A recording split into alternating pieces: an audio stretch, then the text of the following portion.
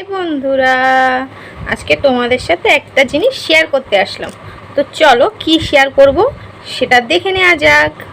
আর ভিডিওটা কেমন লাগলো অবশ্যই কিন্তু লাইক কমেন্ট করে জানিও। তো চলো ভিডিওটা শুরু করি।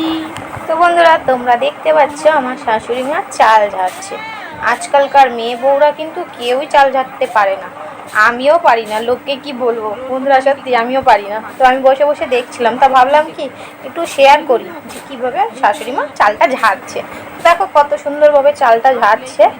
তো আমি দেখছিলাম বসে বসে, আর আমার ননদিনী, আমার দিদি মানে বড় ননদ, সে বলছিল শিখে নে, না থাকলে তখন কি করবি। তো ভাবলাম শিখে নেবো যখন একটু ভিডিওই করে নিই, যখন না থাকবে ভিডিওটা দেখে শিখে নেবো। তো দেখো কত সুন্দরভাবে চালটা ঝাড়লো।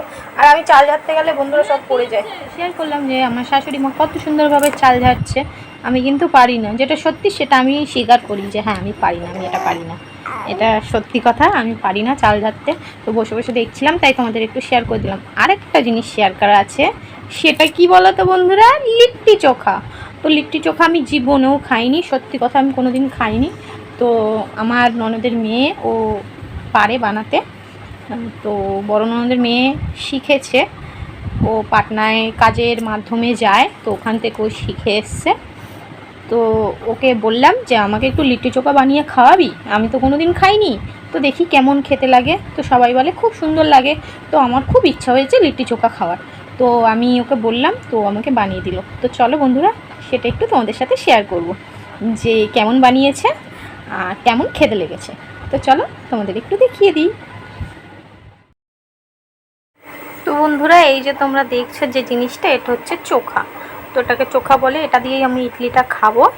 তো দেখো এই যে বসে পড়েছি চোখার সামনে। গেছিলাম তোমাদের তামতাম সোনাকে নিয়ে আসতে ওই ঘরে। তো ভাগ্নি বলল যে চোখা বানানো হয়ে গেছে আর ইডলি এক্ষুনি নামাবো, একবারে খেয়ে তারপরে যাও।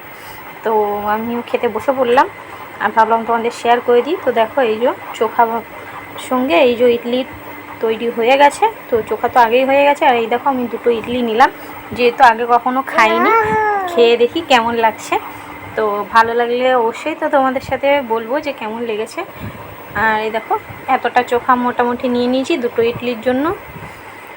আর আমি তো পুরো সারপ্রাইজ, সত্যি কথা বলতে আমি পুরো সারপ্রাইজই হয়ে গেছি, কারণ আমি কখনো খাইনি। কেমনভাবে খেতে হবে, কিভাবে কি করতে হবে আমি কিছুই জানি না। তো প্রথমে ঠিকঠাকভাবে মানে ওটাকে যে ভাঙতে হবে সেটা আমি জানতাম না। তারপর ওকে বললাম কিভাবে খাবো রে, শিখিয়ে দে। তো বললো ভেঙে তারপরে চোখা নিয়ে ওর ওপরে তারপরে খেতে হবে। তো দেখো এই যে আমি ভেঙে নিয়েছি। তো ওকে বললাম একটু ভেঙে দে, তো ভেঙে দিল একটা। দেখে নিলাম যে কীভাবে ভাঙতে হবে, কীভাবে খেতে হবে। তারপরে এই যে খাচ্ছি। আর ও এতে লেবু দিয়েছিল, তো টক লেগে গিয়েছিলো। হ্যাঁ দেখো পুরো খাওয়াটা কমপ্লিট, মানে খাওয়াটা পুরোটাই কমপ্লিট করে ফেলেছি খেয়ে। তো আমার ভালো লেগেছে, সত্যি ভালো লেগেছে, শুধু একটু টকটা বেশি ছিল। আর কি বলবো বন্ধুরা, ভালোই হয়েছিল। তো তোমাদের কেমন লাগলো অবশ্যই লাইক কমেন্ট শেয়ার করে জানিও। তো বন্ধুরা, তোমাদের সাথে তো শেয়ার করলাম যে আমি লিট্টি চোখা মানে জীবনে ফার্স্ট খেলাম। তো সত্যি কথা বলতে খারাপ হয়নি, ভালোই লেগেছিলো। আর কি বলবো, আমার না মানে এই ধরো 2-3 মাস ধরে প্রচণ্ড পরিমাণে অ্যালার্জি হচ্ছে। আমি বেগুন, ডিম, চিংড়ি মাছ কিছুই খেতে পারছি না, যেগুলো আমার ফেভারিট ছিল সেগুলো আমি কিছুই খেতে পারছি না। তো চোখাটা বানাতে গেলে নাকি বেগুন দিতে হয় ওর মধ্যে, বেগুন ছাড়া হয় না, হয় কি হয় না আমি জানি না। ও বললো, মানে ভাগ্নি বললো যে বেগুন ছাড়া চোখা হয় না। তো বেগুন দিয়েই করেছিল। তো দেখেই আমার ভয় লাগছিলো যে এখনই তো খেলে একেবারে ঘা পা চুলকানো শুরু হয়ে গা ফুলে যাবে, অ্যালার্জি হবে। কিন্তু কি করব, টেস্ট করতে গেলে তো আমাকে খেতেই হবে। তার জন্য কি করলাম, একটা অ্যালার্জির ওষুধ খেয়ে নিলাম, খেয়ে তারপরে লিট্টি চোখাটা খেলাম। আর লিট্টি চোখাটা কি বলবো, ভালোই হয়েছে সত্যি কথা।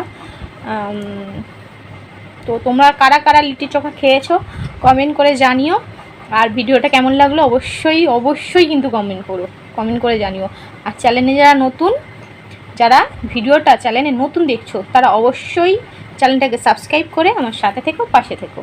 তো আজকের মতো এই অবধি, এখানেই শেষ করলাম ছোটোখাটো মিনি ব্লগটা। আবার ফিরে আসবো নতুন কোনো জিনিস শেয়ার করতে তোমাদের সঙ্গে। তো তোমরা আমার সাথে থেকো, পাশে থেকো, এটুকু কামনা করে আজকে ব্লগটা এখানেই শেষ করলাম। টাটা, বাই বাই, সবাই ভালো থেকো, সুস্থ থাকো, এই কামনা করে আজকে আজকে আমি বিদায় নিলাম, বাই।